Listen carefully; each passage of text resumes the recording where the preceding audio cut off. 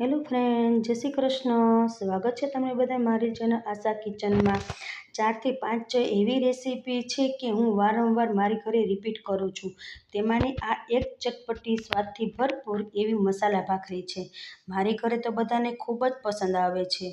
સવાર સાંજ કે પછી લાંબા સફરમાં પણ તમે આ ભાખરી લઈ જઈ શકો છો. આ ભાખરી સાથે કોઈ ચટણી કે ભાજીની જરૂર પડતી નથી. એકદમ તીખી અને ચટપટી બનીને તૈયાર થઈ જાય છે. જ્યારે તમે બનાવવાનું મૂડ થતું હોય ત્યારે પણ તમે આ મસાલા ભાખરી બનાવીને તૈયાર કરી શકો છો.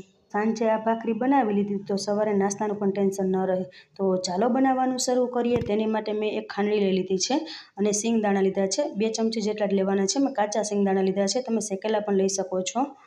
હવે છે તેમાં મેં મરચાં લીધા છે. એક લીલું મરચું લીધું છે અને 2 છે તે લાલ મરચાં લીધા છે. તમારે તીખા જોઈએ તે પ્રમાણે તમે મરચાં લઈ શકો છો. મેં 1 તીખું અને 2 મોરા મરચાં લીધા છે. જો મરચાં સરસ રીતે આવી રીતે કટિંગ કરી લેવાનું છે. હવે સાથે મેં એક આદુનો ટુકડો લીધો છે. તેના પર નાના નાના ટુકડા કરી લીધા છે. 2 ડાળખી મીઠા લીમડાના પાન લીધા છે. અને આ ભાખરીમાં લીમડાનો ટેસ્ટ બહુ સરસ એવો આવે છે.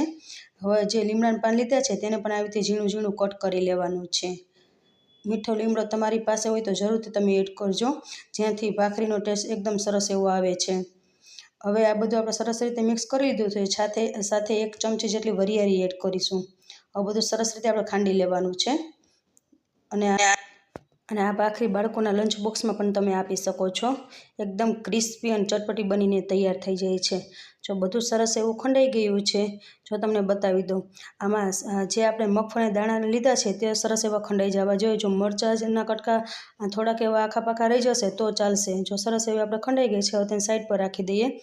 એક મિક્સી બાઉલ લીધું છે. તેમાં છે 1 વાટકી જેટલો મેં કરકરો લોટ લીધો છે, જે આપણે ભાખરીમાં ઉપયોગ કરીએ છીએ તે લીધો છે. સાથે છે તે 1 વાટકી જેટલો મેં ઝીણો લોટ લીધો છે, જે રોટલીમાં આપણે વાપરીએ છીએ તે. એ વાતનું ખાસ ધ્યાન રાખવું કે બંને લોટનું પ્રમાણ છે એક સરખું હોવું જોઈએ. 1 વાટકી જેટલો તમે જાડો લોટ લીધો હોય તો 1 વાટકી જેટલો ઝીણો લોટ લેવાનો છે. બંને લોટને સરસ રીતે આપણે મિક્સ કરી લેવાના છે. બંને લોટને સરસ એવા મિક્સ કરી લીધા છે મેં. હવે તેમાં છે આપણે જે વાટી રાખેલી હતી આદુ મરચાંને તે પેસ્ટ આપણે એડ કરી દેવાની છે. હવે તેમાં થોડાક આપણે મસાલા છે તે એડ કરી લેશું. 1/2 ચમચી જેટલું લાલ મરચું પાવડર એડ કરીશું કલર માટે. તમારે એડ ન કરો તમે સ્કીપ પણ કરી શકો છો, કેમ કે આપણે આગળ મરચાં એડ કરીએ છીએ. હવે 1/2 ચમચી તો પછી હિંગ એડ કરી દઈશું. 1/2 ચમચી જેટલું છે તે આખું જીરું લીધું કાચું તે એડ કરી દઈશું. 1/2 ચમચી જેટલું ધાણા જીરું પાવડર લીધું છે તે એડ કરી દેવાનું છે. સાથે સ્વાદ પ્રમાણે નિમક લીધું છે 1 ચમચી જેટલું તે એડ કરી દઈશું. થોડીક એવી હળદર લીધી છે 1/2 ચમચીથી ઓછી તે એડ કરી દઈશું. જો તમારે હળદર એડ ના કરવી હોય તો તમે સ્કીપ પણ કરી શકો છો. સાથે 1 ચમચી જેટલી મેં કસૂરી મેથી લીધી છે તેને એડ કરી દેવાની છે હાથથી મસળીને. જો તમારે કસૂરી મેથી છે વધારે એડ નથી કરવાની તો એની ફ્લેવર સરસ નહીં આવે. હવે મુઠ્ઠી જેટલા લીલા ધાણા લીધા છે તે એડ કરી દઈશું. સાથે 2 ચમચી જેટલા મેં સફેદ તલ લીધા છે તે એડ કરશું. સફેદ તલ એડ કરવાથી આપણે ભાખરી એકદમ ક્રિસ્પી એવી બને છે. આ બધું સરસ રીતે પહેલાં આપણે મિક્સ કરી લેવાનું છે. હવે આ ભાખરીમાં આપણે એક એવી વસ્તુ ઉમેરીશું જેથી આપણી ભાખરી એકદમ ચટપટી બનીને તૈયાર થઈ જાય. તેની માટે 1 ચમચી જેટલી મેં ખાંડ લીધી છે. ખાંડ તમે દરેલી પણ લઈ શકો છો. મેં આખી લીધી છે, કોઈ જ પ્રોબ્લેમ નહીં આવે. ભાખરી સરસ એવી જ બનશે. હવે થોડોક લીંબુનો રસ લીધો છે, અડધો લીંબુનો રસ. હું ઓછી બનાવું છું, એટલે જો તમે વધારે બનાવતા હોય તો 1 આખું લીંબુ પણ તમે એડ કરી શકો છો.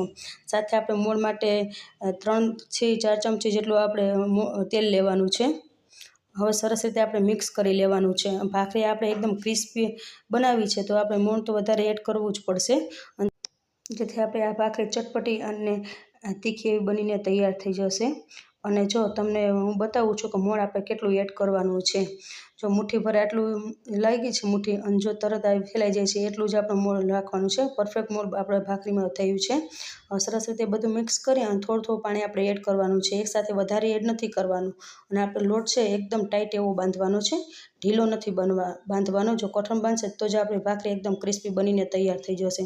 સાથે આપણે આદુ મરચાંની પેસ્ટ એડ કરી છે, લીલા ધાણા સાથે એડ કર્યા છે, એટલે આપણે લોટ છે એકદમ કઠણ જ બાંધવાનો છે. પાણીની જરૂર ઓછી જ પડશે. અને તમે જોઈ શકો મારો લોટ એકદમ જો સરસ એવો ટાઈટ બંધાઈ ગયો છે. લોટ છે આવો ટાઈટ છે તે બંધાવવો જોઈએ, તો જ આપણી ભાખરી છે એકદમ ક્રિસ્પી એવી બનીને તૈયાર થઈ જશે. હવે છે આવી રીતે જો લુવા વારી લેવાના છે. હું નાની ભાખરી બનાવું છું એટલે નાના લુવા વાળું છું. તમે મોટા લુવા પણ વારી મોટી ભાખરી પણ બનાવી શકો છો. હું મારી ચેનલમાં એવા જ વિડીયો અપલોડ કરું છું કે તમે સરળતાથી બનાવી પણ શકો અને ઘરમાં રહેલી વસ્તુથી જ બનાવી શકો. બહારની વસ્તુ લેવાની જરૂર પણ ના પડે. હવે છે તે મેં એક પાટલી લઈ લીધી છે અને એક આવી રીતે ગુંડું વારી લીધું છે. જો આવી રીતે ગુંડું વારીને છે પછી આપણે નાની એવી ભાખરી વણી લેવાની છે. જો તમને મોટી પસંદ હોય તો તમે મોટી પણ વણી શકો છો. આપણી ભાખરી વણે છે ત્યાં સુધી તમને જો વિડીયો થોડો પણ પસંદ આવે તો વિડીયો લાઇક કરજો, શેર કરજો અને ચેનલ પર ન હોય તો ચેનલને સબસ્ક્રાઈબ કરવાનું ભૂલતા નહીં, જેથી નવી નવી રેસીપી તમારા સુધી જલ્દી પહોંચી શકે. જો તેવી જ રીતે મેં ભાખરી બનાવી લીધી છે તેવી જ રીતે હું બીજી ભાખરી છે તે વણી લઉં છું. અને આમાં થોડાક આપણે ક્રેક્સ આવશે, ટેન્શન લેવાની કંઈ જરૂર નથી. તેનાથી ભાખરી પણ આપણે એકદમ ક્રિસ્પી એવી બની તૈયાર થશે. તેવી જ રીતે મેં બધી ભાખરી બનાવી લીધી છે. હવે આપણે ભાખરીને શેકવાની છે. તો ગેસ ચાલુ કરી લીધો છે અને એક તવો લઈ લીધો છે. મારી પાસે તવો નાનો છે, તમારો મોટો હોય તો તમે મોટો પણ લઈ શકો છો. હવે આ તવામાં છે આપણે ભાખરી છે તે રાખી દેવાની છે. મારે નાનો તવો છે એટલે મારે 3 ભાખરી સમાય છે. જો તમારે મોટો તવો હોય તો તમે તેમાં 4 થી 5 ભાખરી પણ રાખી શકો છો. હવે આપણે ગેસની ફ્લેમ છે થોડીક મીડિયમ એવી રાખવાની છે. થોડી ભાખરી શેકાઈ જાય એટલે આપણે ભાખરીને છે તે પલટાવી લેવાની છે. જો ભાખરીને મેં પલટાવી લીધી છે, હવે ઉપર છે તે આપણે ઘી લગાવી લેશું. ઘીની જગ્યાએ તમે તેલ પણ લગાવી શકો છો, માખણ પણ લગાવી શકો છો. જો બાળકો માટે બનાવતા હોય તો તમે ઘી જરૂરથી લગાવજો. ઘીથી ભાખરી એકદમ ક્રિસ્પી એવી બનીને તૈયાર થાય છે. જો બધી ભાખરીમાં મેં ઘી લગાવી લીધું છે. હવે ત્યારે આપણે ઘી લગાવીએ ત્યારે ગેસની ફ્લેમ છે તે હાઈ કરી દેવાની છે. હવે છે તે આપણે ભાખરીને છે તે પલટાવી લેશું. આવી જ રીતે ગેસની ફ્લેમ ધીમી અને ફૂલ કરીને જે આપણે ભાખરીને છે તે ચોળવાની છે. અને ભાખરીને પાછી આપણે પલટાવી લીધી છે.